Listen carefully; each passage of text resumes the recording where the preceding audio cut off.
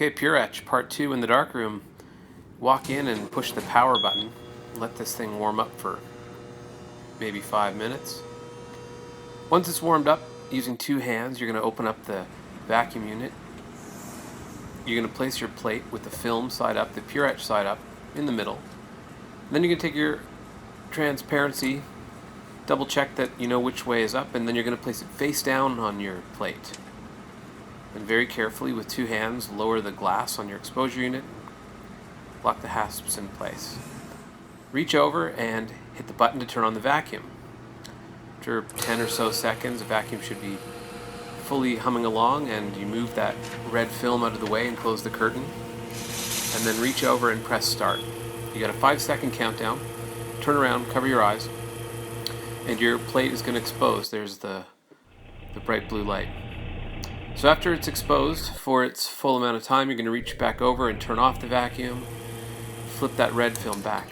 On top of the glass, 2 hands again, open up your exposure unit. Take out your plate. You should be able to see some aspect of the image there on your plate even before you begin to develop. So peel off the plastic from your plate and lean your plate against the tray, and then you're going to start pumping up your sprayer. You're going to pump 10, 20, 30 times, depending on how full it is. And then start spraying. You can set a timer on your watch or your phone.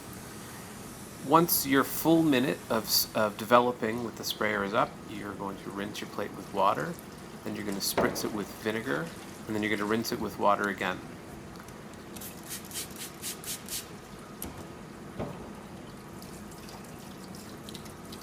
Now you're going to go into the little room, the room where we prepared our plate in the first place, and using the hair dryer to dry the plate, you're going to put it on high and dry for about 30 seconds or so. You're not heat setting anything here, you're just drying your plate.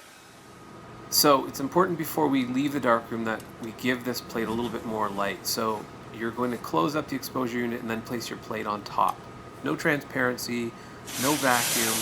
We're just giving it a little bit more light. You've seen this in the demo. So reach over, press start, and you've got your 5-second countdown, and then here comes the light again. After that, you can go out into the main studio and really inspect what you've got on your plate. There's our image. So the next step is to stop out. So just like any other plate with any other ground on it, if there are little spots that look suspicious, little specks, little flecks, little shiny bits, spots where there's some dust or some hair, you want to stop those out before your plate goes into the ferric chloride, into the acid. So stop out in a brush and spend as much time as you need here, because once that plate goes into the acid, any little mark is there. So your plate has been stopped out, it's sat for at least 10 minutes and dried. You're in the acid room now. You've got a little cotton pad and a little spray bottle that says Puretch Developer, and you'll see I'm going to just wipe it gently once across the entire surface of the plate. And there's a little blue residue, and all that does is ensure that any film that was left behind in the copper color areas is gone.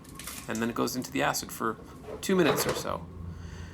Out of the acid after just 2 minutes, rinse it with water. You can see I'm just rinsing it well, front and back with water. I have MacTac on the back of my plate as well as usual.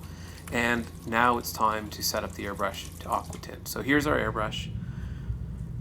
I've started by taking all the little bits out of their Tupperware container and putting them in a small bowl of water. And then I begin by assembling first the piece on the end, which screws on, and then next the cap that rests in there, and then the needle.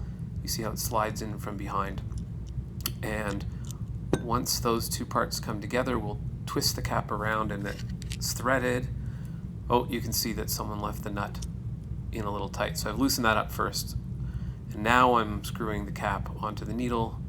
Once I get it to a point where it's caught where the thread is attached and it can't come apart, then I push it down and tighten the nut with my little Allen key. Here's the part that everyone's most afraid of, but it's not really that difficult. You're going to tighten down the cap until the needle, the really sharp little point of the needle, sticks out. At that point, you're going to back it up just a tiny bit so that the needle goes below the surface, and give a little spray, and out comes the air, and we're good to go. So here's our paint. I've given the paint a little shake, not a really aggressive shake because I don't want to be wearing this paint all over the place. and I take the cap and I take the little straw and attach it in together, and then screw it onto the jar of paint. You notice in the background there's a jar with the cleaner in it. You never have to take that one apart. But the paint one you always do take apart. And you see I stick it into the airbrush like that. There's no screws, there's nothing holding it in place. It's just friction. Once I start spraying paint, I don't let go of the plunger. If paint's coming out, I keep the plunger down. It's okay, don't worry about wasting paint. I'm going left and right, back and forth, up and down. You can see there I'm about 18 inches or so away from the plate. I want to avoid any kind of lines that look like I've used a spray can to apply the paint. I want a kind of a cloud of paint. And ultimately I'm going for a gray. And look, you couldn't tell initially, but there you can see how much paint actually was on that plate. So I've swapped out the paint bottle for the cleaner bottle, which is just Windex, and I'm going to spray. And here I can spray. I can push the button down, let the button go. I'm not worried about things drying in there because I'm really just trying to clean it out. And you can see I'm holding it down and spraying. And eventually it'll get kind of light gray. Won't be totally clear, but it'll be pretty clear. And I'm spraying all over the newsprint here. And once I get to the point where there's no more paint coming out, I am all done. And here's my plate. It's got Puretch, it's got Stop Out, and it's got Aqua Tint, and it's ready to go in the acid for an hour.